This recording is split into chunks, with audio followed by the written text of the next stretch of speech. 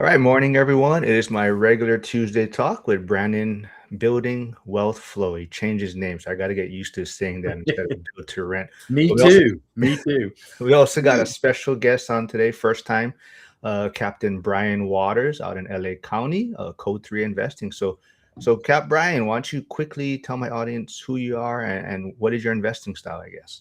Yeah, first off, thank you. It's honestly an honor to share the mic with these two fine gentlemen this morning. Happy Tuesday, everyone who's listening. My name is Brian Waters. I am a fire captain for Los Angeles County Fire Department. Live out in Southern California. For those who don't know where Los Angeles County is, I started my investment journey about 4 years ago now, and since then, I've kind of just launched that trajectory. I've scaled from 0 to 17 rental properties. Most of them are out of state, and so because I have a bunch of nosy firemen around me, they all wanted to learn how, and that started the inception of Code 3 Invest, which is a first responder community learning to do the same thing that I'm doing. So pretty proud of that, and I've been following both of these guys for a long time. Learned a lot from them, so it's pretty cool to be here with you guys. Thank you for having me.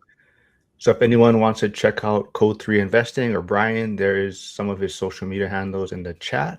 Also, Brandon, even though he changed his YouTube handle, it is still the same link to his channel. So his channel is also there. So go subscribe. And yeah, let's dig into this. So Brandon had a big post in our school community, and it was talking about the power of saying no, right? So Brandon, why Yeah. don't you maybe start us off with that? Like, where did that post come from and the thought behind that? Well, I thought the post came from an actual situation that happened last week, but then it was also from a discussion we've had in video from a post that Frank had of choosing one great purchase versus four okays.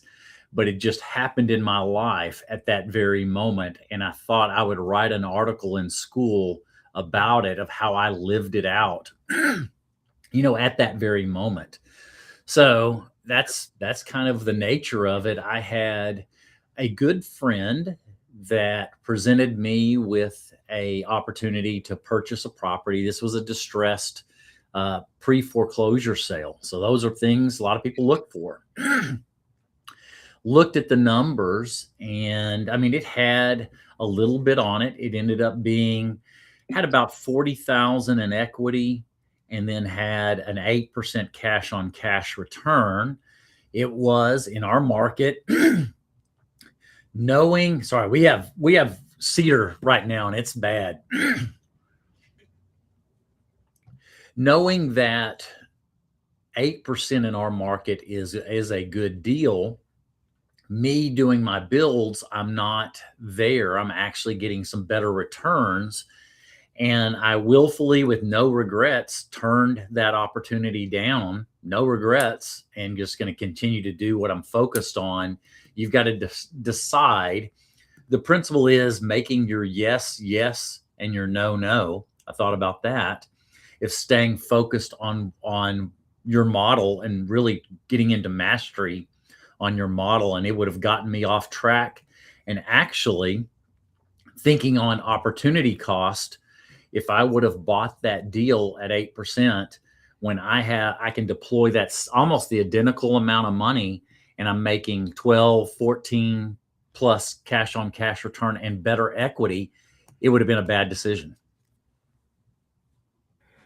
So Brian, I know part of your journey was, some turnkey rentals, maybe to start off. And we always like to push back on Brandon because of us smaller investors, getting started. Sometimes the base hits or okay deals is how we got started. So did you have any thoughts on like the power of saying no and what Brandon touched on, right? 4 okay deals or one great deal?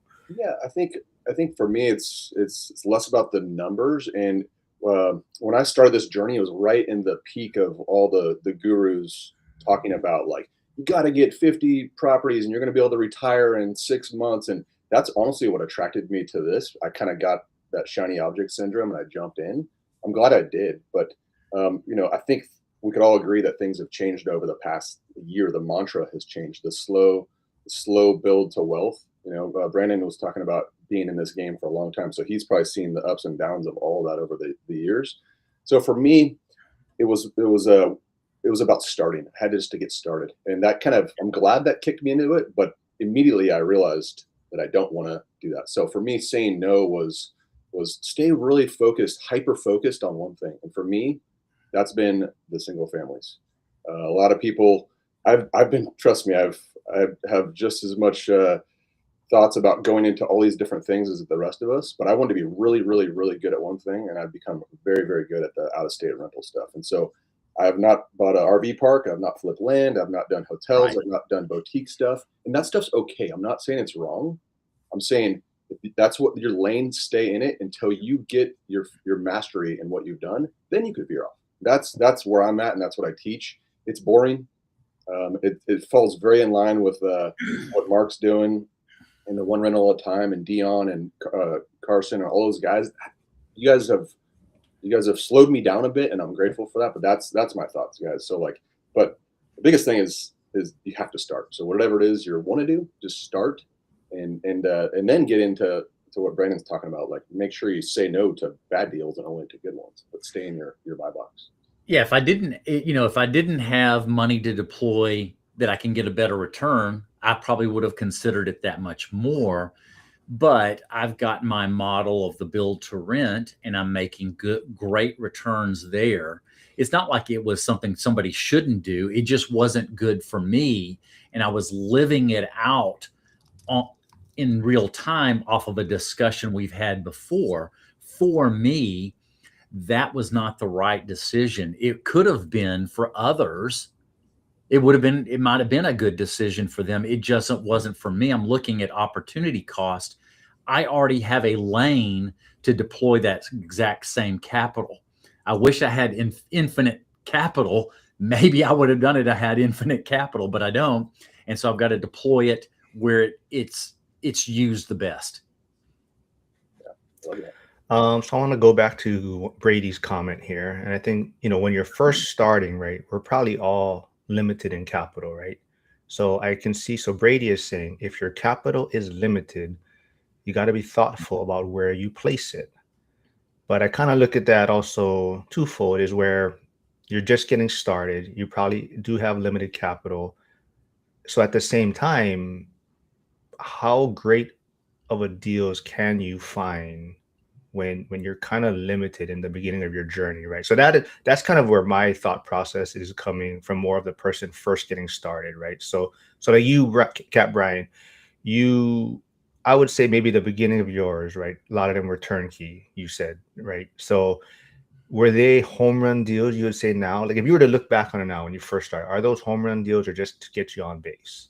Well, I honestly think we all need to redefine what's a home run. Like for me, to answer your question, no, they were not home runs. I've had some amazing home runs. I've had break evens. I've had losses, but for me, it was about base hits, and I think getting back to the shiny object stuff. Everyone's chasing these like massive deals. Like if you're one step better than you were the month before, the week before, the year before, that is a step in the right direction. You're going to learn so much along the way. So yes, mine were very small deals, but for me, some of them, where I was cash flowing $100, but guess what? That was 4 years ago. I've since raised the rent 4 times. I just gave myself a massive raise because I raised the rent on 17 properties. That's a big deal. I mean, Mark and I know, but in the world of being firefighters, like we're begging for our unions to fight for raises, or if you're a 401k or W-2 earner, like you have to prove to your boss that you're doing good. But for me, the home runs have been the slow wealth building safely by raising rents and letting the appreciation happen. I have a good job. I have a W-2 job. I don't need the cash. It's for me. This is a secondary pension I'm creating for myself. So I advise all your listeners to not retire from the W-2s. Use that as a down payment generator and a safety net for them. So just take just little wins is good for me. That's my perspective of it. And you could turn them into big wins later, but they're also a little bit more risky. So I think your risk tolerance changes as your investments get better and better, and you have more time in the business. I think what you said exactly what I agree with. Those first ones are base hits, but those base hits actually become home runs for you. For one, the first one, getting in the game You're going to learn so much by getting in the game, and you want to get just a base hit, especially, but it's what you learn and holding on to it for the long term makes it goes from a base hit to a double to a triple to a home run because you've held it for the long term. You bought right.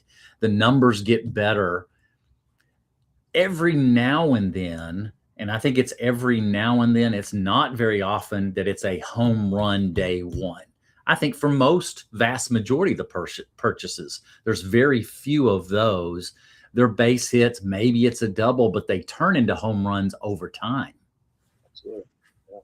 And I think you said that one thing that's important is you're going to learn as you go, and you're going to get better and better. And a lot of the mistakes, I don't see them as mistakes. I call it tuition. It's maybe an expensive one, but it's one that's necessary.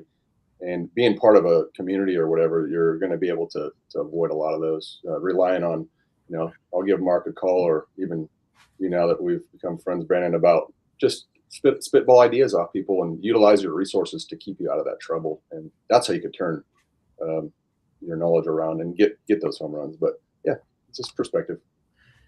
So, And even over for all of us, as we've got, let's just say it's multiple doors, we are evaluating doors all the time, evaluating opportunities, and we're turning down ones that don't meet our criteria. And what I see as you've spent more time in it and owning them, your criteria gets better to a better return. And that's all this situation was. I'm in it a little further, and the criteria, I had raised my criteria a little bit because my returns were getting better. When we first get in, let's keep it in our group the way we think. It's a cash flowing deal. Let's say it's cash flowing $100. Well, we are turning down break even and negative cash flow. Then we get multiple 100s. Now we're looking for stuff that's $150 cash flow or better.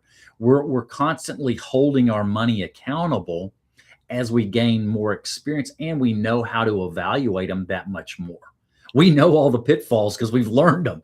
We've learned that tuition, that cost of education. We've learned the pitfalls of what to turn away. Yeah, and one thing you said that I love too is you can't look at these in an emotional aspect. Like when my wife and I are going to pick out granite for my primary, of course you got to love it, but you got to realize what we're buying out in these different states, or even in your home state, you don't need to like it. The tenant needs to like it. You need to make it market specific. But I see a lot of people, and this is where no comes back into the story. Say no to deals that are emotional. If they're tugging at your heartstrings, but the deal does not work, walk away.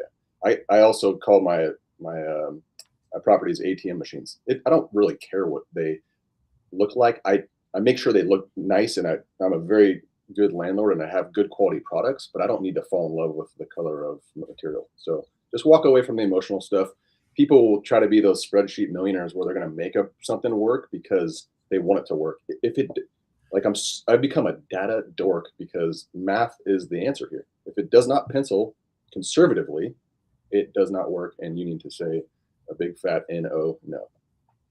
I see too, Brian, the way some people will do, and we've all got to be careful of. If you're having to constantly resharpen your pencil to make the deal work, and you feel like whether you're massaging the numbers because you're emotionally want to make that decision to buy, it's a deal you should walk away from.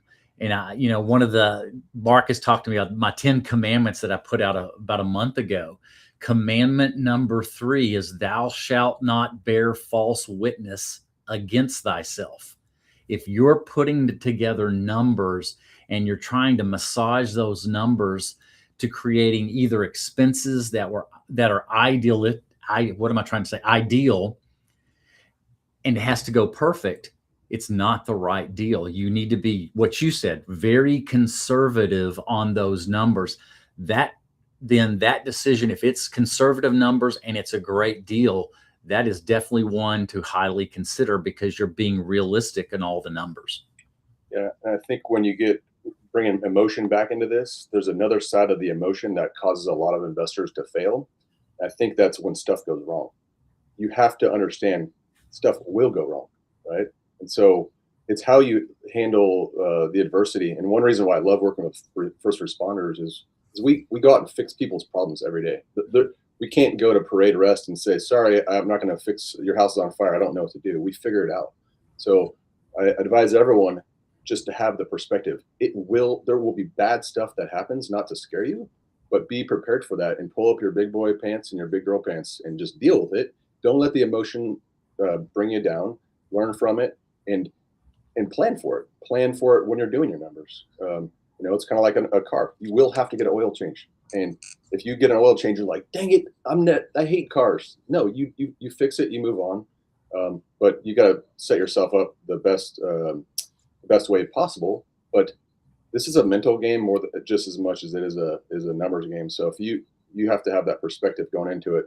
And I think those are the successful investors when they realize stuff bad. Like I've had some terrible stuff happen, but it's how you look at it. I'm like, okay, move on. How do I fix it? There's a way to fix everything, and it's by pulling with people like all your listeners and the three of us and the communities we're in. We all could solve it. I guarantee there's a way to solve every problem. So don't let the emotion get to you on either end of that spectrum.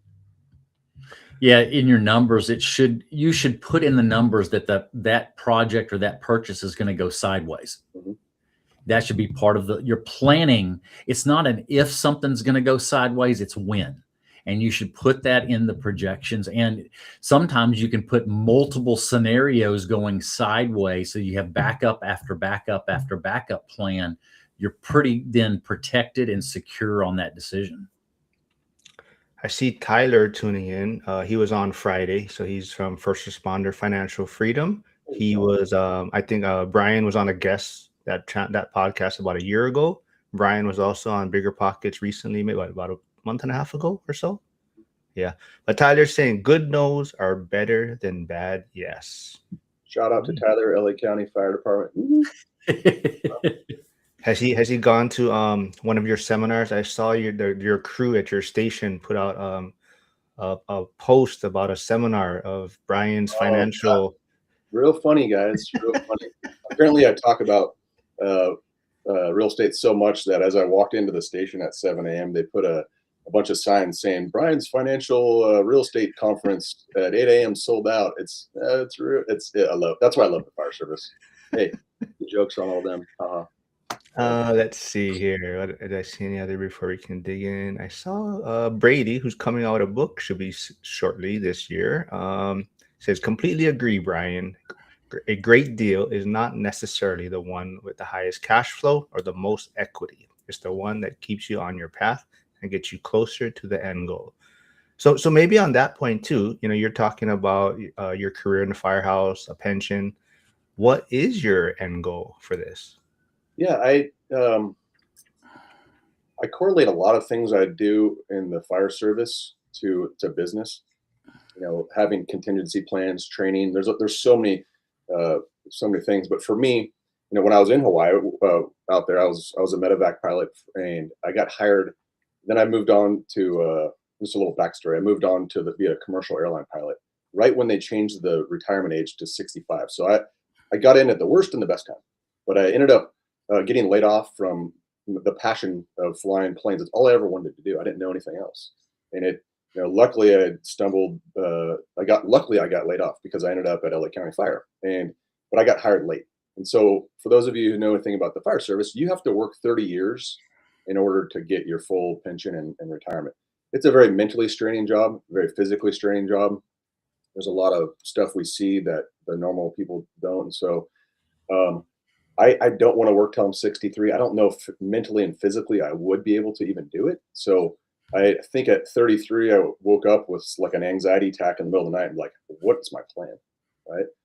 I did what every typical young guy does is listen to your stupid buddies at the fire station. And I started dabbling in, I think I bought an underwater mining stock or something stupid. I lost a bunch of money, and I was like, okay, I just had twin boys. I'm married. Brian needs to grow up. And so I looked around my circle of people and that I knew, and the most common thing that the wealthy had the thing that most wealthy people had in common was real estate. So I was like, okay, I have to do this. So I jumped into a community. I paid to be in it, which I highly encourage people to find their tribe, and it's super important to do.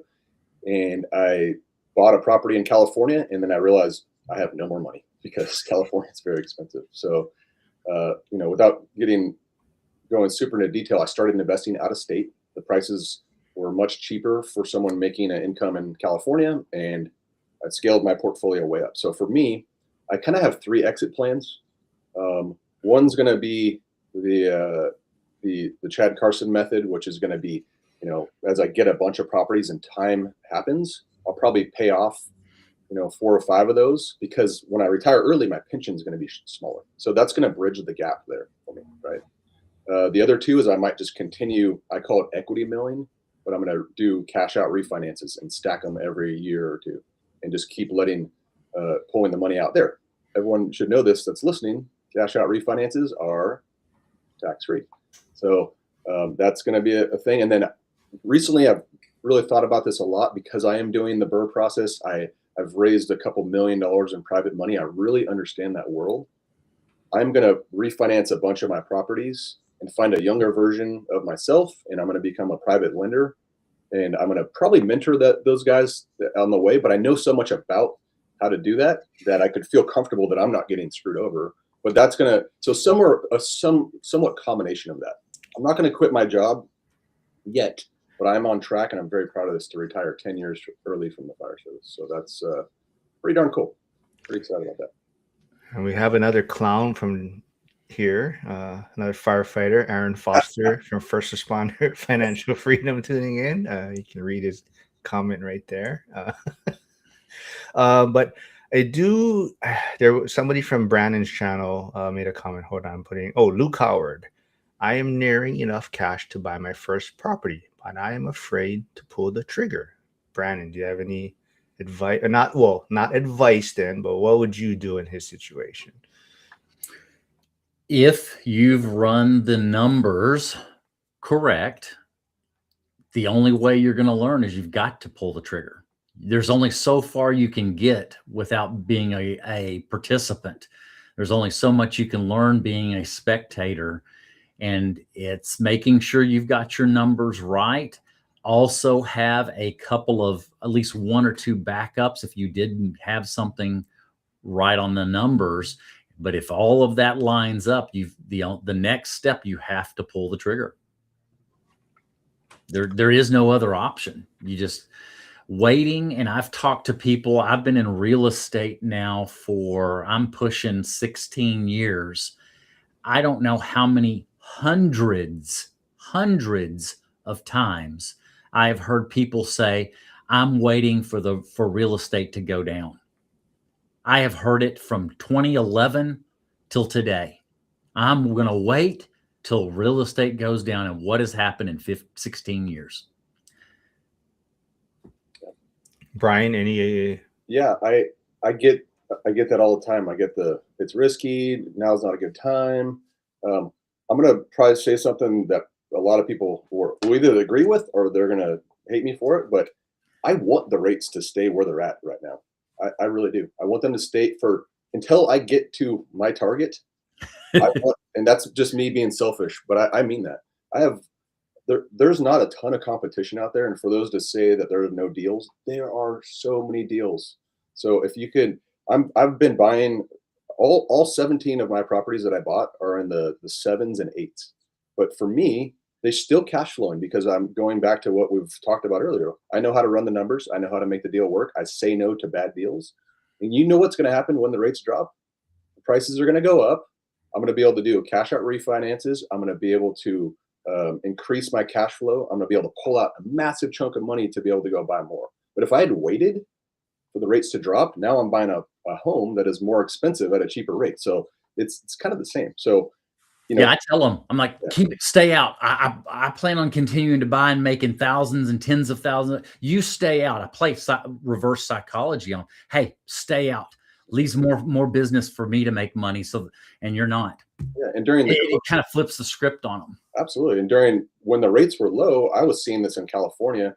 I was looking to buy my first rental during right when COVID kicked off. People were in California. People were paying $200,000 over asking because the money was cheap.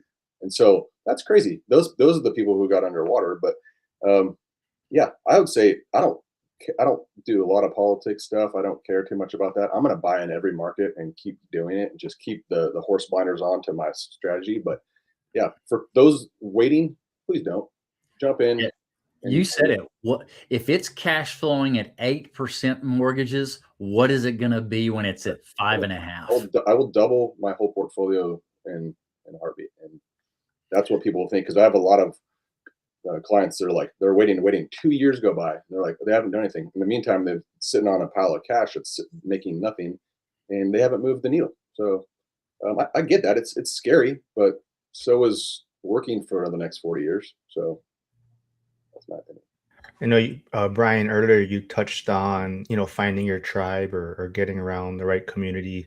But Jen Tam is here, and you actually met her at Thatch Gwynn's event in California. So she says, "Oh wow, Brian's on. I want to be like Brian when I grow up. This man has great energy and is super inspiring. You want to be in circles with him. He will push you to keep going." Yeah. Jen, thank you So so much. I appreciate it. We had a good lunch together, and yeah, I met her at the Thatch New Win thing. The crazy part is we were there was another guy there, and Thatch was giving his speech, and a guy totally passed out, and so I went over to help him out, and I look up, and there's this like gnarly looking mustache dude. I'm like, hey, what fire department do you work for?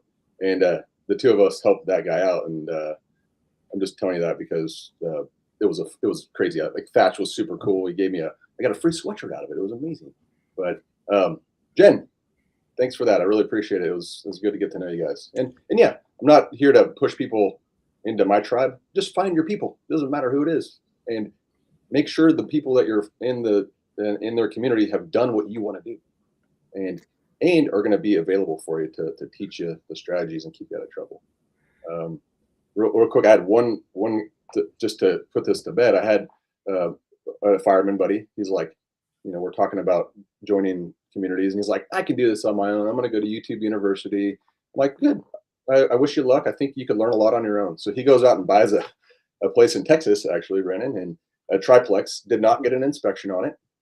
Walked into a $75,000 foundation problem, and 3 years later is still dealing with that. So it's a small price to pay to learn from others who are doing what you want. And I encourage you'll save more from mistakes you avoid probably than anything. So I have a specific investor that we were managing their properties, and they bought a whole bunch, no inspections, just trusted their agent.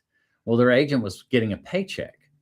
They had a vested interest in getting that person to keep buying, and they bought so many with multiples with no inspection. And the guy is filing bankruptcy. If he hadn't already, he is filing bankruptcy or bankrupt now. oh, that's horrible. Yeah, It's bad. I was like, I could make these mistakes on my own. I don't need other people's help. Yeah. So, No. This one that I looked at, another thing that I'm at, because I'm building, each one of us have our one lane that we're becoming really good at. And I agree with what you said.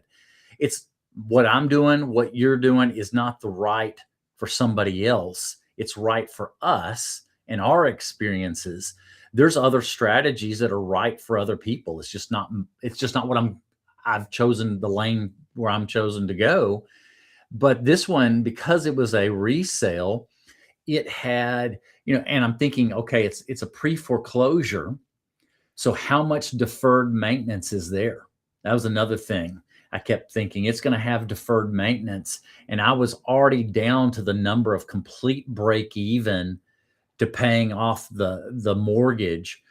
How much deferred maintenance is all the unknowns for me on the new side. I feel like I know the numbers that much more because there's less unknown for me. And maybe what you're doing, you've got it dialed in. There's so much. It's after you've gotten that experience, you have less unknowns. And this one, I just thought there was quite a few unknowns that I'm not willing to deal with. absolutely. We probably do pretty similar stuff. What I teach personally, and this is again not one of those massive equity builders. It's just it's a get your feet wet strategy for newbies. is the turnkey method. And there's turnkey providers all over the country. Some really good, there's some horrible ones. But for those that don't know what that is, that's how I bought a big chunk of my first ones. And literally, these companies will go out there. They have their own wholesale teams. They'll knock on doors. They'll cold call, stuff that we don't want to do. They're going to find the property. They're the subject matter expert in that area. They're going to take their own construction team, fix it up very nicely. New roofs, new water heaters, new HVACs, new flooring, new toilets, everything. All the CapEx items are going to be deferred for way down the line. Then they take their professional team, find a vetted tenant, move that tenant into place, sign a lease with the numbers. And this is really important, you guys. How do you know when you're running your numbers if a property is going to pencil out if you don't know what the rent is going to be? So a lot of us speculate, and you'll look at, hey, I could probably get 1,800, but maybe 12. If you have a lease signed already, it is a guarantee, unless they get evicted, that you know the numbers for that area. So you can go backwards and pencil it all in. I still put money away for vacancies and maintenance, even though it's brand new. But we literally bring the down payment to these people. They hand us the keys, not literally, but they hand you they turn it over. That very next month, you have a renter coming in. You're still going to learn a lot. You're going to learn the process of analyzing and bookkeeping and dealing with property managers. But for out-of-state investors who are busy like myself, like I was on the Eaton fire, which is those massive fires in California, for 3 weeks. Imagine me trying to do all that myself. I can't. So this is great for people who are busy, or even those super moms that are running kids all over the place and don't want to do it. And then what I do later is I graduate everyone that's into one or two of those, and they run out of capital. So they're like, now what? Well, now you understand the game. Let's get you into the burr stuff. And so it's a very easy step up for them. And some people continue doing the turnkeys or mix and match or whatever. And I think it's just a good newbie strategy. But the part that I like that you said, Brandon, was you're getting these newer construction that have all the CapEx items that are going to be good for a long time. You have to have a good product to rent, because the fastest way to get rid of a renter is to have a bad property. Don't be a slumlord. Treat your tenants well, have good product, and they're going to continue renting from you. And it's going to be less headache for you, because they're not going to be someone trying to call you every day. And that's why it drives me crazy when people are like, oh, I found this awesome property. It's, the turnkey ones are, let's say, 175. I found this one for 110. I'm like, great. And then you look at it and you're like, okay, there's a hoarder living there. How much is it going to cost you? Do we need a new sewer line? Do we need a new HVAC system? And they don't take that into consideration. They're looking at numbers only and not like what the product is. So have a good product, and that's why I do the turnkey stuff. I think it's simple. So. I think that's good advice. There is a lot of market for those turnkey. The other thing that I'm thinking about, and you kind of touched on it, we're starting to compete with more and more build to rent communities at that level of condition. And we've got to be thinking about what is our competition in our area. I know here in the South, and especially in Fort Worth area where I'm at, there are tens of thousands of doors now that are build to rent communities. And that's who I'm competing against now in my area. And all these older properties, we've got these people have to do the remodels and understand who is the competition today. And that's in our area. The competition is these new builds. But I'm thinking about even those new builds. Are my new builds similar in price, but done better? Because I see all these new builds with, let's just say, alpha shelving. And they've got all these new builds, and I'm not going to name builders, but they're doing them as cheap as possible. Single seat sink in the master, alpha shelving. It's the inserts where I'm priced at the same price point they are on rent, but I've got built-in shelving, wood shelving. I've got tiled shower. I've got tile backsplash. It's all those little things. If we're going to compete apples to apples, I've got to beat them at the same game. And that's what I'm thinking about that. But I also think on the resale, you've got to understand that market, because there's a lot of markets now that have these build to rent communities, and that's who you're competing against. I do see a question coming through. So Nicole is asking, what do y'all think about using Rome for assumable mortgages? So Rome has been on Zuber's channel a few times, talking about their business and assumable mortgages. Have either of you done assumable mortgages or looked into Rome? I've had a disaster in the creative finance world, and I did everything right, I think, and I can share that story. And this is not to discourage people because people crush it, like absolutely. Again, this is I I got out of my lane of what I know because of the shiny object, and this was the turning point of me saying, Brian, don't do that again. So um, I did a seller finance project. There was this couple that was they were in their like mid 90s, and so I ended up they had a great interest rate on it. I ended up taking over the loan. This was through Rocket Mortgage. They're very strict, Rocket Mortgage is, and so what happened was I did everything right. I put it into a trust for the three of us. I took over their mortgage. I was the title got transferred over to me. I'm like, sweet, I own the house. I'm making the payments. I had their login information to Rocket Mortgage, and I was paying the loan that way. And I believe I'm doing it right. I know there's people probably that critique the way I did it, but I had some help doing this. But what happened was um, there was a there was a hiccup with the insurance. And for those of you who don't know, if you don't renew your insurance, it wasn't escrowed. That was my problem. So if it doesn't get renewed, the mortgage company is going to go find insurance because they want to be insured. And so all of a sudden, I went from 1,200 insurance to 3,800, and I was like, oh, that's a big deal. Like now I'm underwater. So the unfortunate part is the seller, who a lot of these creative finance sellers tend to be older people. No, they didn't even know how to log in to this thing because they're a little bit older, and the technology is they didn't use that stuff a lot. So um, he gave me the login stuff. I tried to make some calls. They record calls, and turns out they're like, well, you're not the actual person. You're not Charles. You're Brian. And so it kicked into the situation where they said, you know what, you have to either refinance or sell in the next 30 days, or we're going to foreclose on your house. And I was like, that was probably the scariest moment of my investing career. And so luckily I was able to refinance. My rate went way up. That was ended up being not a good deal, but that stuff does happen. They called the note due is what they call it. And I kind of decided, hey, Brian, you're not great at this. And it probably was my fault. But the point is, I just I want more control. I want to be in charge of it all. I didn't want to have to rely on it was a disaster. So I don't do them anymore. And for those of you who do, good for you. I think there's some opportunities there, but I stay in my lane. Back to saying no, I say no to creative finance personally. So, Well, Brian, you're bringing up something part of that subject too, yeah. and that is some of the conversation going on right now. These lenders are more apt to do exactly what had happened to you when the rates are higher. When the rates were going lower, they weren't doing it because it wasn't to their advantage. But right now, these subject twos, when you're picking up properties in the 3-4% range, maybe low fives, they realize they're going to call that loan because they make more money going up.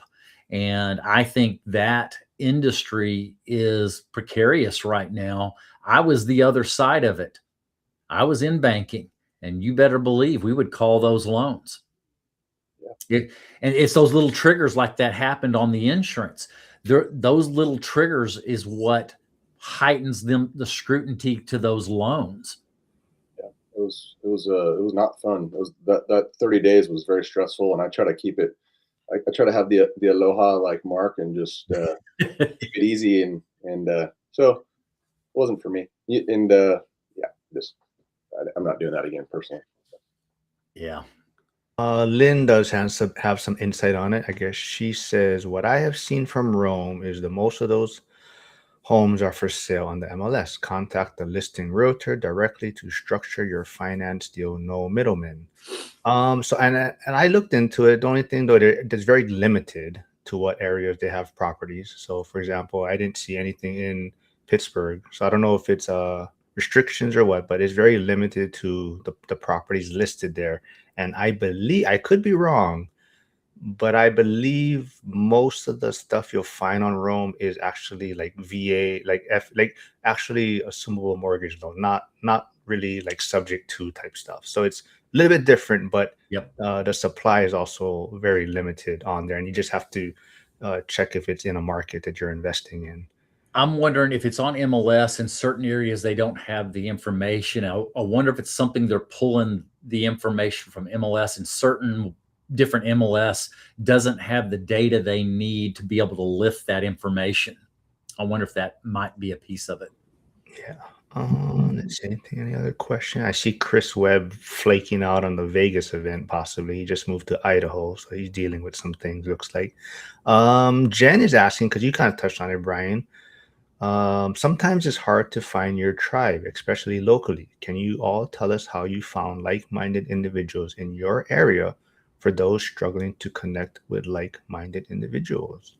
Yeah, well, Brian? truthfully, uh, the majority of my community and is not in my area. I think with technology, I'm talking to people from all over the country.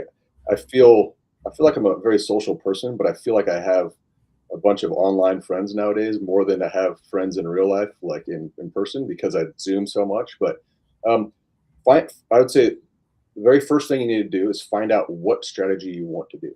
If you want, because there's 1,000 single family communities there, but I would not jump into a community that does everything. Find one that's hyper focused.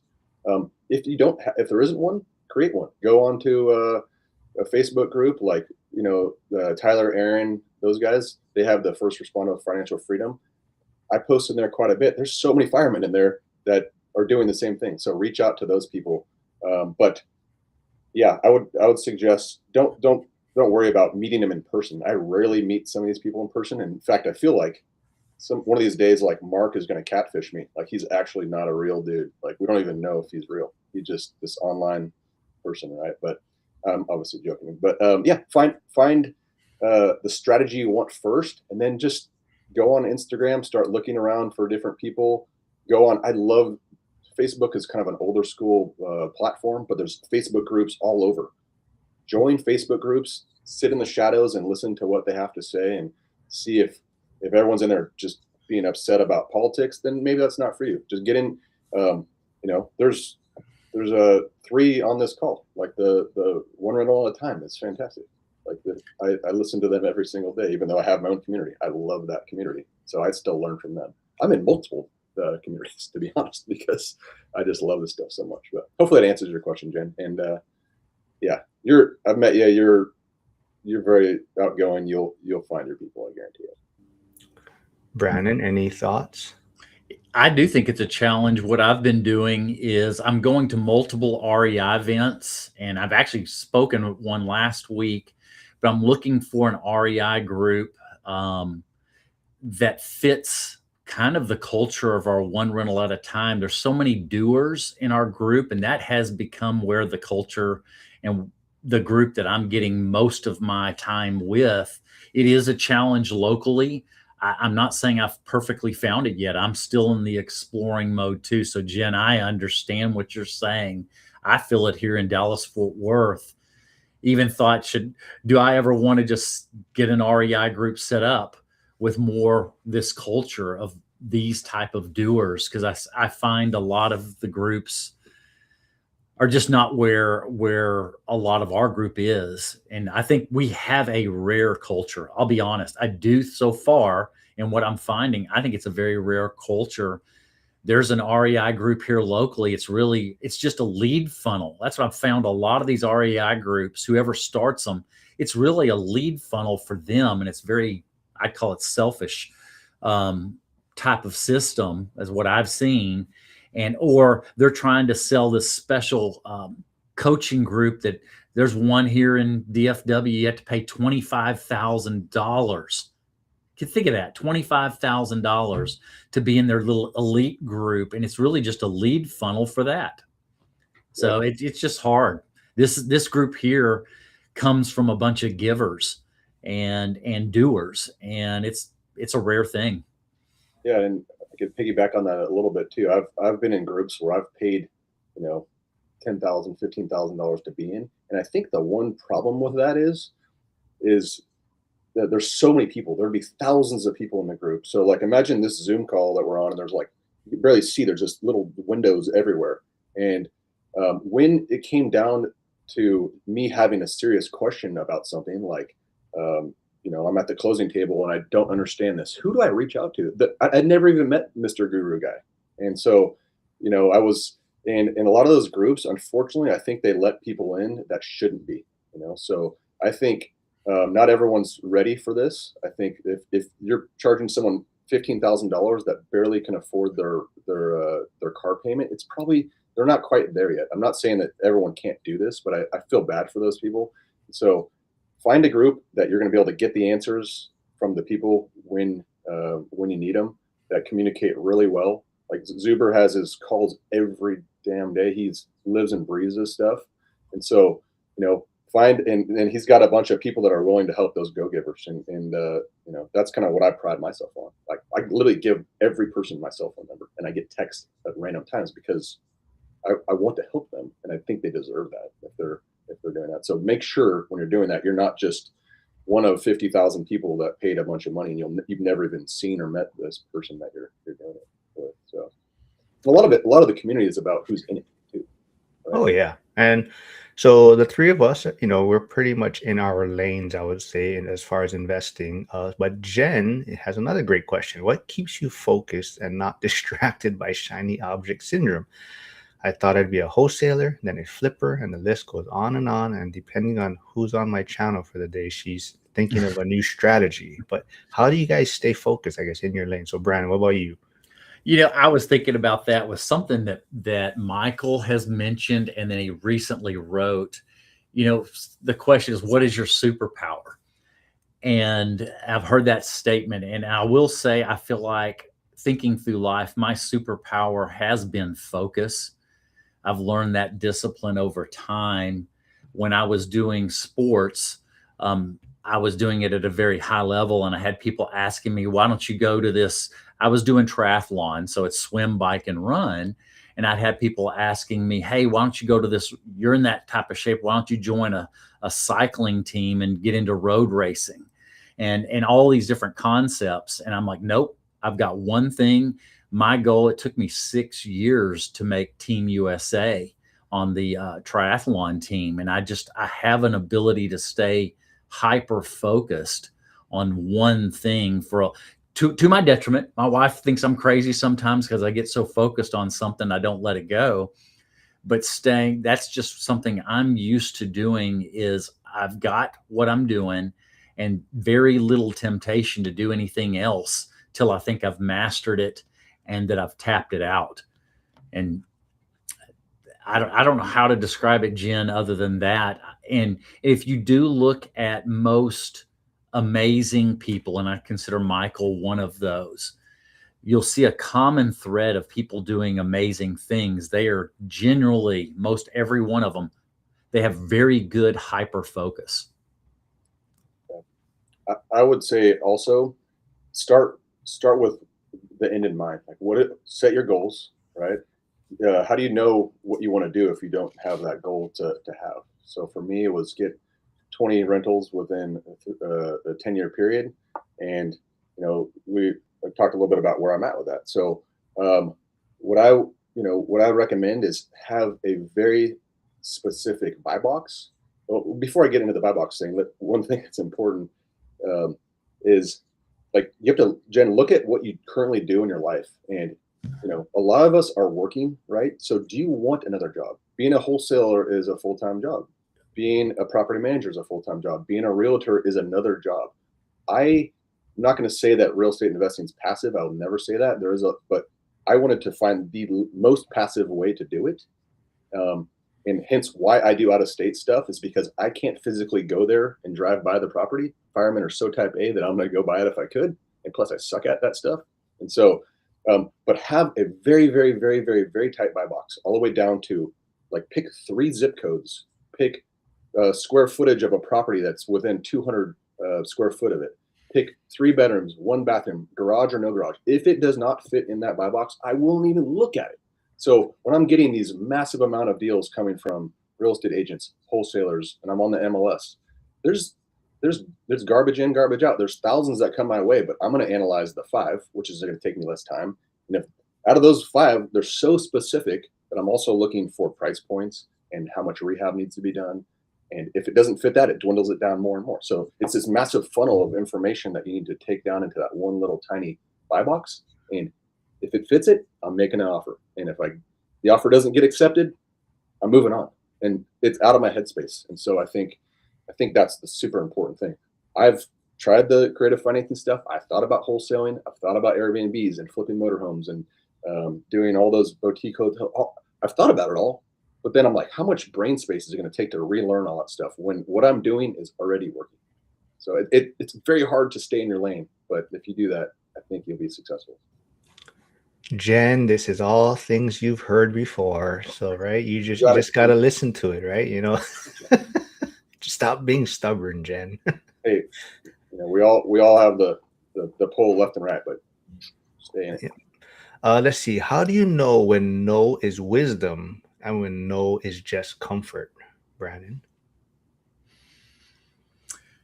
There's no perfect answer to that. That's a subjective thing. I just know from past history that vast majority of my no's are the right decision. If I'm doing what I need to do and I missed an opportunity, I'm not worried about missing an opportunity. So be it. There'll be another opportunity that comes. So why stress out over the no and thinking, oh, I'll never get another opportunity? There's going to be another opportunity if it's the right one to say yes to. I don't stress over the no's because I also know there's going to be another opportunity. I think you do have to, I wouldn't say get out of your comfort zone, but get out of your own way, because you're not going to know it all. I think you need to know the next step in things. So you do have to find a little comfort in being uncomfortable at first. But once you do one thing one time, like the first time I wired $50,000 to out of state for a property, I thought I was going to pass out. I was so nervous, but there are so many systems and processes in real estate.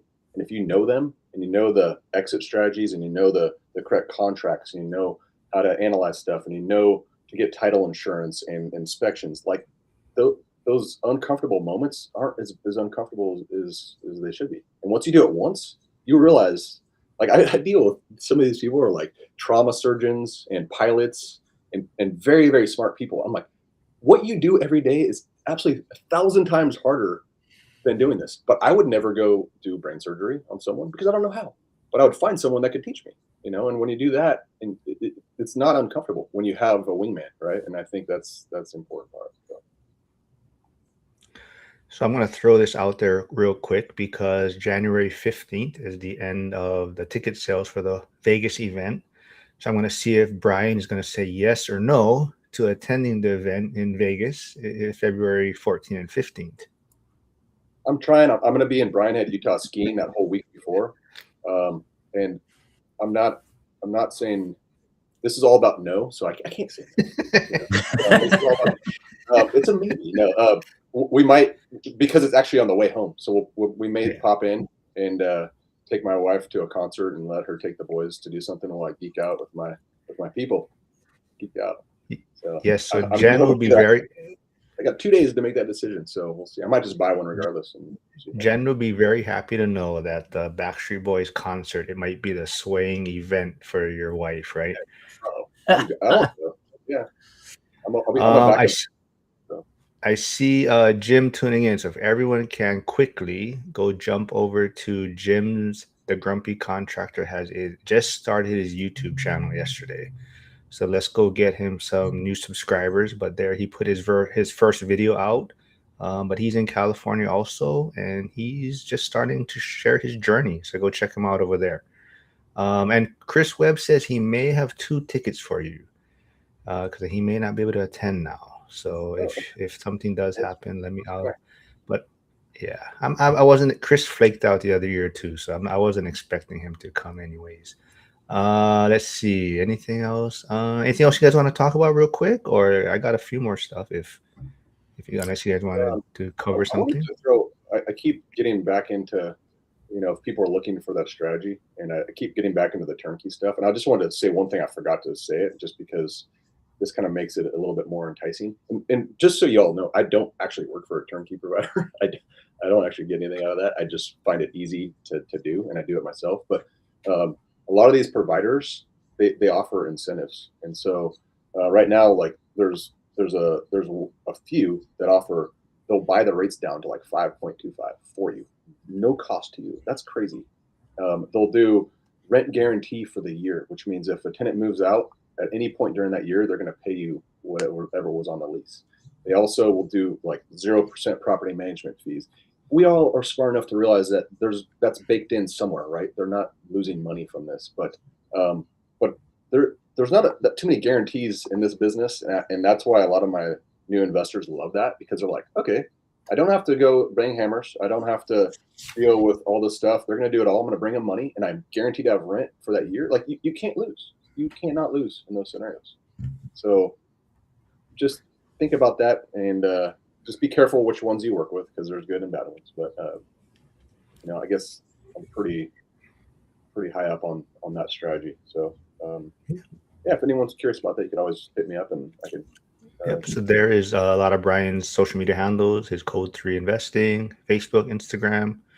But yeah, there's even like Casey, who's I saw him earlier in the chat. He just bought a new build in Texas. Not exactly sure what area of Texas, but same thing. He got the rate down really low from these builders and a lot of concessions. So there's opportunities out there, right? But like you're saying, a lot of things are going to be baked in. So but obviously there's a lot of different opportunities out there. So Brandon, quickly, I guess how's the book? How's your presentation? So Brandon will be speaking in Vegas. How's everything coming along for that? The presentation's doing well. The book is on the back burner. Yeah. Let's see. Let me wrap it up with one more then. Real quick, for anyone that goes and follows my Instagram, it's I get this a lot, and I kind of laugh because I do a lot of those skits. I do not even own an Airbnb, and one of the skits is like the tenant sharted on my couch. They're all meant to be fun, and like let's remember, guys, real estate needs to be fun, and I do that just to create like a topic and a controversy. But I forgot to tell my investors that, and so they're like, Brian, the wheels are falling off. They thought it was real. It's literally my wife on the other end of that phone call yelling at me, and she loves it because she gets to yell at me online. But so if you do that and you see that, it's just me having some fun, you guys, and don't forget to have a little fun in this business, because that's why we're here. Oh, absolutely. Yeah, go check him out. A lot of entertaining content there. Like I said, even his crew got in on it and put out signs for Brian's investing at the station. But let's see. If you could go back, what's one yes you would turn into a no, Brandon? One yes that I would turn into a no. Boy, I can tell you one no that I would have turned into a yes is right across the street on a commercial building that at that moment, I just couldn't get done. That was worth double what they were asking. But I turned that no into a yes. It drove me to get going on the real estate.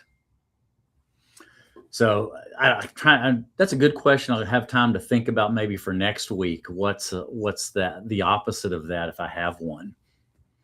Any thoughts for you, Brian? You're thrown into the fire right now. What no would I've turned into a yes? Is that the question, or the other way? What yes would you have turned into a no?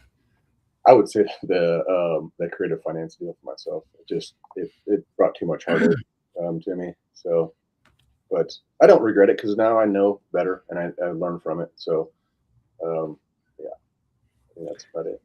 Yeah, absolutely. I think that's the biggest takeaway from both what you folks said, right? The biggest thing is you learn from it, right? So there's always going to be things that you probably decisions you would have changed and would have want to do it differently. But if you're not learning from it, then, that's probably going to be the biggest mistake, right? So we always got to learn from things that we're doing, grow from it, and hopefully not do it again, right?